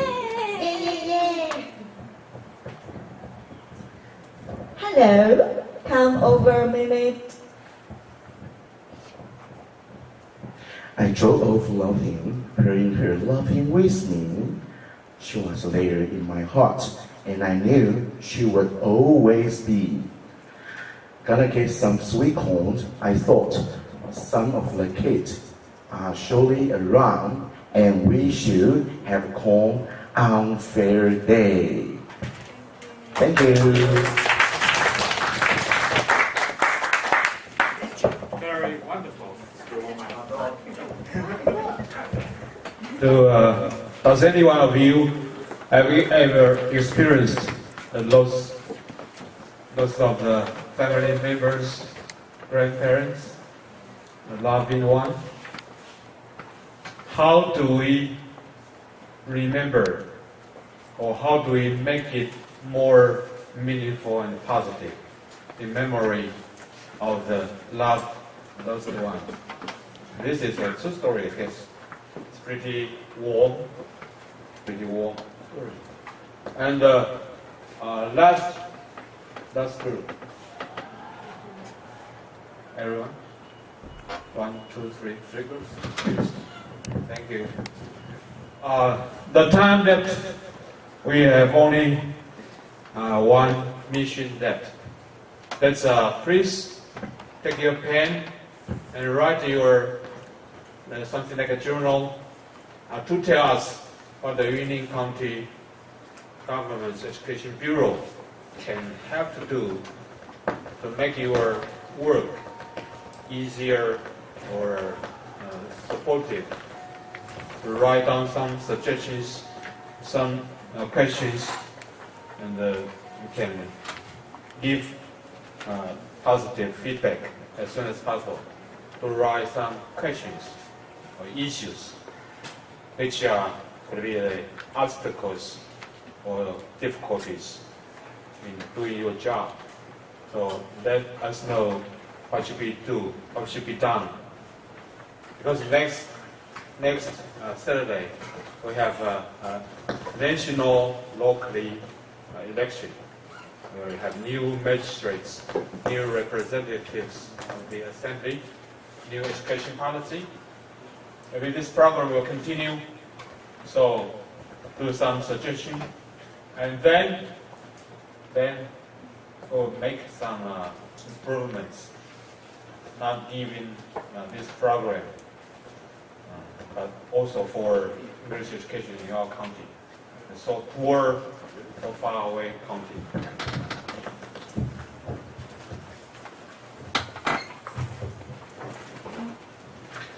You can just write what you think is necessary, the urgent to be improved, like the policy of coordination, the cooperation between you and the school you serve, or your personal uncomfortable experience, or your suggestions, how things could be better, if what's to be done. Right? Anything you think necessary to improve.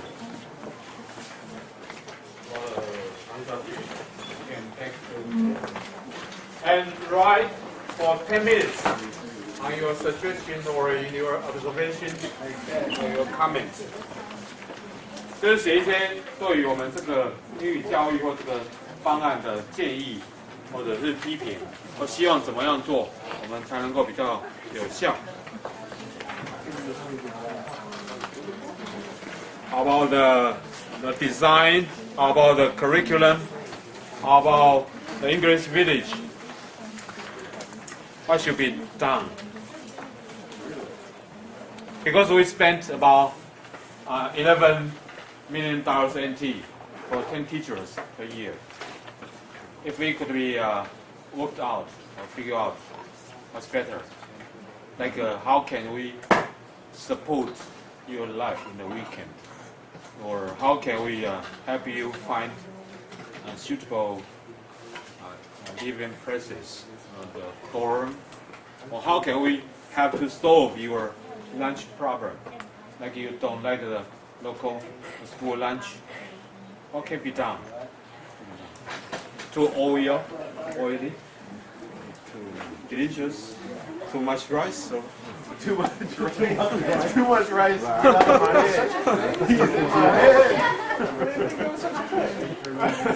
There's no such thing as too much Turkey, rice. definitely turkey. You want some rice with that rice? to open. Well, in Sam's case, anything is too much food. Why don't you like the school lunch? Why you prefer to have your lunch at the convenience store?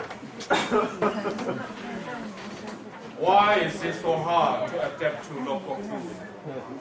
Do you prefer McDonald's or Kentucky or desserts?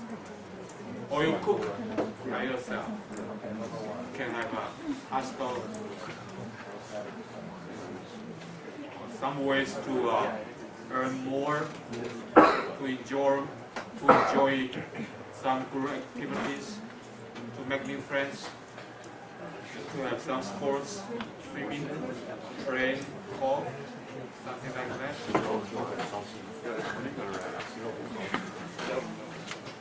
You don't need to leave your name. More vacation time. Yeah, more sir. More sir.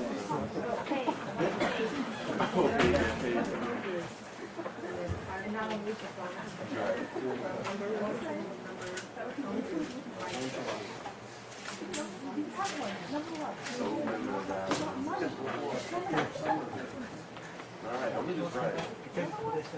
Yeah, you guys have to write stuff.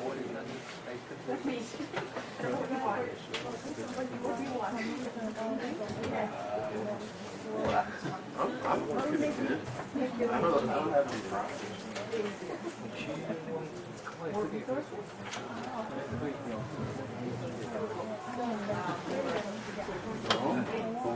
Yeah, here.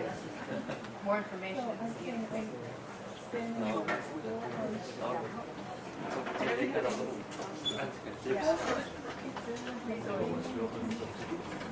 Seriously, no, that's true.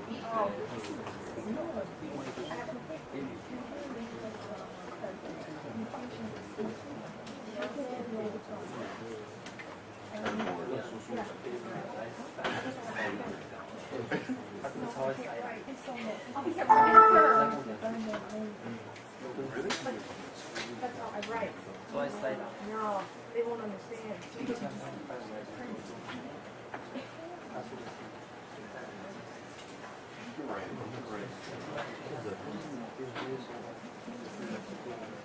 Oh, just one?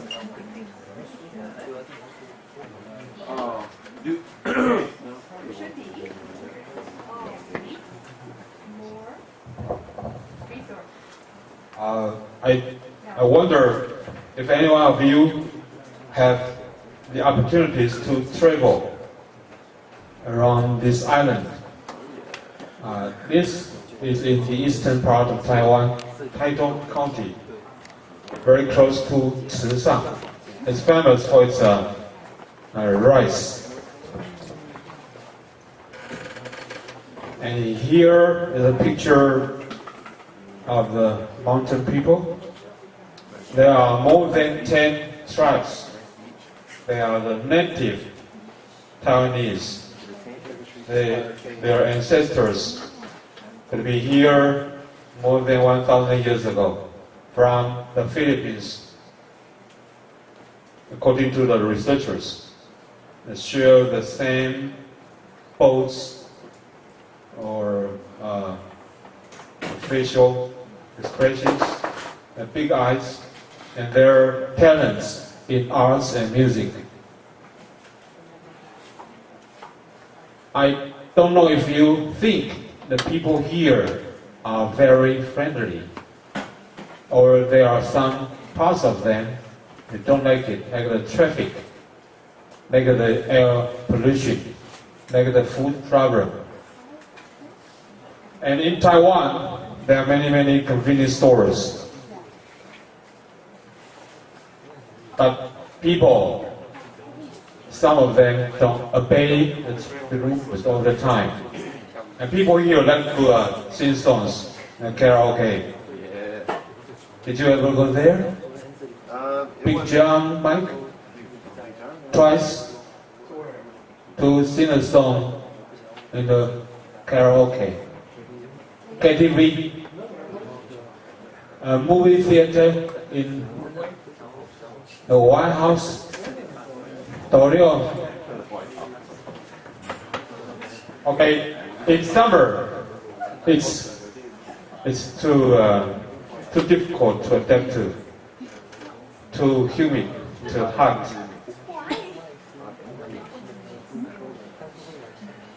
And the schools we go to teach, usually class size is below maybe 7, maybe 10 in a classroom. John? No, in a classroom. Where is in Taoling? Total. Taoling, did you go there? No. In Guangfu and Guogang, there are 23 total.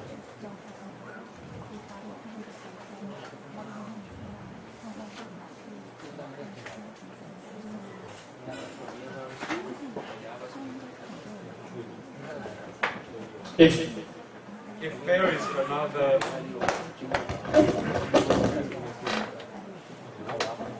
Mike, do you serve at 3 of the coastal schools? Yes. Which one is your favorite? Oh my goodness, my favorite child. 陆长、建华。 Each one is working on that. So I'll say my favorite school is Shaoguang. Which township? Yulin. Oh, Beigang. Beigang.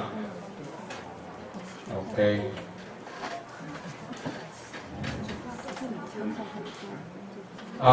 There is one last question. How do the Chinese teachers cooperate with you teachers from America or Canada or South Africa? What's your cooperative style or pattern? Do the teachers support or assist what's necessary for you? Absolutely. P's and carrots. You are a nice guy, and you are pretty good leader, I guess. Joe, how do you work with your coordinators? Okay. Okay? It's okay. It's okay. So you have pretty much time of discussion? Yes, we tried. Yes. Like after class, we'll come back for the positive and then. If the school asks for recontracting at the end of next summer, do you want to stay for another year? No. There must be some reasons. Why? I don't like the heat. I hate the heat. Because we have no air conditioners in our school. And it's above 35 Celsius. And it lasts for maybe 3 months. July, August, September. And then at the beginning of October, Jan, how do you cooperate with your local teachers? Some teachers are helpful. Some teachers are helpful, and some teachers are more critical.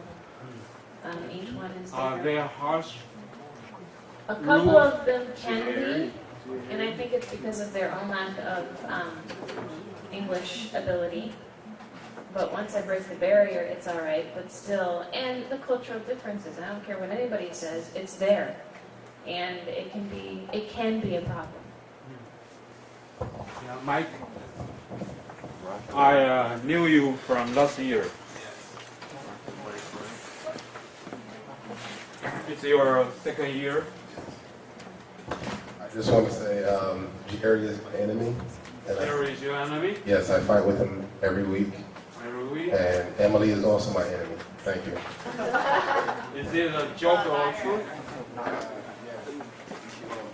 Oh, okay. I like Jerry and Emily are great. It's humorous.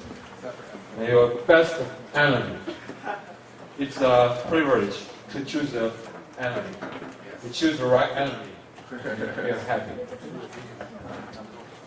How do you feel about working with your workers? It's fine. They're very helpful. Yes. Do they have to manage the classroom? Yes, they do. Do they have to print the worksheets or homework? I've been here for 2 months. 2 months. Yes. Too early to get conclusion. Yeah. Do you think they are totally supportive, or are they really helpful? I think they've been very supportive, giving me some good ideas, especially since it's a new situation for me, you know. What's needed in a very prompt change for the situation, if any difficulty, like the kids' lack of motivation or their too low levels? Repeat the question. What do you think is priority one for the school or the authority to make a change?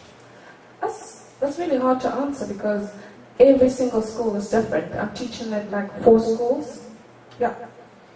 And it's completely different in every school. So for me to say there's one issue that they all need to sort out is like... Okay, final question. Is it a challenge for you to shift the schools you teach? 3 days, 3 schools, different classes. Is it a problem for you? It's unusual, and I've never experienced anything like that before. So it is a bit difficult going from school to school to school, you know, because I never really get time to spend with the children. I don't really get time to learn all their names and know who they are. It's taking me longer. It normally takes me like 2 weeks to learn all the children's names. It's now impossible. Yeah. Thank you very much.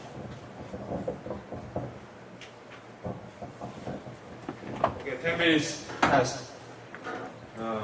We will do the things we can do and to give you ideas to the authority to see what can be changed. Or otherwise, such a kind of program or seminars would be meaningless. So something needs to be changed. Any idea or suggestion? What needs to be changed? Yeah, for the county government, for your coordinators, or for the schools administrators. What can they help on your work? During my 2 months here, I noticed that there's been a lot of miscommunication between us and the schools, and it appears that there are no clear rules or responsibility assigned to each party. So it's been very confusing. About the contract, what to do, what's your obligation, what's out of the responsibility. Is it clearly written but not very practically implemented? You are supposed to teach how many time? How much time? How many periods? And do you need to have trained competition teams or something temporary required by the school? Is it clear that what you are going to do? Is it? It is clear what my responsibility is, but I'm talking about I'm not speaking about contract like everything else. For instance, health check. We're supposed to go to the hospital to, Hospital. to get our health check. Yeah, and I don't live here. Okay, I I don't will know. give you a priority. I mean, it's little things, and it doesn't really matter, but it adds up. And Who pays for the health check? yes, we do, and it's stated in the contract. I understand that, but I'm talking about transportation. Have yes. you to write into the contract? Have a Oh, it is in the contract, and I read it. I'm not talking about paying for the house check. I'm talking about getting there. Okay. We aren't familiar with the area, and Yeah. it's I don't know how to explain If it. you are at Buwei, it will be the Catholic hospital, but the understand. school You like logistics, getting there? should take you there. Exactly, and that's what I'm talking about. That's They what I must keep in my mind. Because it's Some more things you considerate is necessary, because you are new arrival. I thought we were talking about like what I thought she was gonna say was what you were gonna say was or said the question is what is the responsibility of the teacher, like the foreign teacher, and what's the responsibility of the school? The school, like the principal, the administrative, the co-teacher. Like what is there? There's not a fine print to that. So a lot of times the things that I do and the things that they do are totally different. So it would be better if there's an actual guideline of this. The co-teacher needs to be doing this, and the foreign teacher needs to be doing this. So if that actually happens, then it's a lot better. That must be something to avoid the contradiction or the conflict. And each one side does the job. Does their job, yeah. And the coordination will be established according to the system. So it should be clearly defined. Yeah. Thank you. I think this question is to ask us directly about our co-teachers in an open forum like this. I think is very difficult. I am very lucky and I enjoy working with my co-teachers. They're extremely helpful and I have no complaints or problems with my co-teachers. But if a foreign teacher did have a problem with a co-teacher, to ask us to openly discuss it like this in front of everybody would be disrespectful to that other co-teacher. So I don't know that that's really a good question to You ask. can write letters. Well, I don't need to. I don't have a problem. I'm just saying that I don't know how honest of answers you're going to get from teachers by asking that question in this forum. Okay. Because that's really rude to It's call out your pretty co-teacher in front of everybody if private. you have a problem. But I don't have a problem. I really like my co-teachers. I am emphasizing that it's a common phenomenon since it's our second year. We want it to be more effective, and the question could be pretty common for lacking the proficiency or effective communication between two parties, because our core teachers are not really clear but they should play a more positive role as they need to do. And some of our co-workers are not very, very good in communicating, like their English proficiency. And some is a new teacher or a substitute teacher, and they would be lack of formal education background. We are open and honest to find out the questions, and we are eager to solve those problems, to make this program more effective. And if it's not appropriate to publicly talk about it, then who would you want to talk to? I'm just saying you're asking if I truly don't have a problem. Yeah. If I did have a problem, I would never share it like this. Because that's like you're asking me to publicly shame somebody I work with every week. What do you think that would do for our work relationship, what do you think that that would do for those person's feelings? Or How would that solve the we problem? can change the way to speak it. Like if something could be arranged, it would be better. Like the policy, if it's more appropriate arranged, it could be more workable. Like, I see you this one time only, but if I have a problem with anybody I work with, to publicly say it, to embarrass them in front of everybody, and then have to see them every week after that, do you think that's a I totally agree with your viewpoint. I have rare chances to see you or to speak to you, and this is my responsibility to find out the questions and report to the bureau. They want us to answer why or what or how could this program be more successful. That's not about personal deeds. That's not about personal attack. It's about what the system needs to be changed. Like how do you cooperate? You teach, the other one watch or does nothing. I mean that call teacher, what should they do? Like in a formal written agreement, what should the coordinator do? What should the foreign English teacher do? And what's not enough? What usually makes you disappointed? Anything? Your enemy or your friend?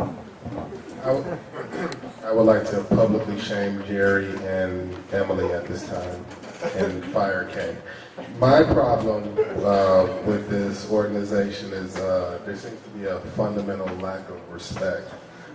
I think all of us, to a teacher, we go into the classroom with the expectation of doing our best because these are our children in front of us. But it seems like whenever we have to deal with management, it's sort of like a FU sort of situation. Like we get a grade every month. And even that, on some level, is sort of disrespectful to sit in a classroom and have someone write out a report card about a lesson they spent 20 minutes watching. I don't agree with the report card because it's nonsense. If you can ask a watcher or an observer whose language proficiency might be not as good as you are, and he or she gives your scores, that's not fair. I totally disagree with this arrangement. And not only that, we don't even get to see the scores. Like in my school, that's an entire, and that's a thing too. You know, things that the school can do for us very easily, they won't. It's always a fight about every single thing. I can report to the bureau because if I give the credits, I usually give above 90. Right, but some of my schools didn't even understand what the report card is, what it's for, what the scores mean. So they would give me a 70 and think that's okay. Where does the report go to? Well, yeah, they don't. Well, it goes to Shui Lin, Shui Steinlin, and they didn't understand how to fill out this form. Do they keep in some press? Does anyone ever read it again? No. No, and that was our whole thing. I wanted a copy This of all is the. the third question. I want to help to change it. Okay. Respect matters most. Sorry for my question. My question is not very personal. It's a comment. Yeah. Fire K. They are your friends. Do you want to give any feedback? No. Anyone have an idea? Big John? What's your feeling? What's my beef? Your beef. What's my beef? That's my complaint. Something needs to be changed. Okay, good. All right. To have a clear definition of the roles with the two parties. What should they do? What should we do? What should I do? What should the school do? And to eliminate something unnecessary. I would like to add to what he was saying about our reviews that they give us, our grades. let us see it so we can know where we need to improve. Instead of, we have no idea what you think of us. I can, I promise you, do it very soon. You can read your report card, and or otherwise, we can give a report card because it makes no sense. Yeah. We do our job, do it with enthusiasm, and we don't give any rude comments. And we hope that this program is helpful, or otherwise it could be stopped next year. Thank you all for today. Thank you. Please give me your writing. You don't need to have your name on it.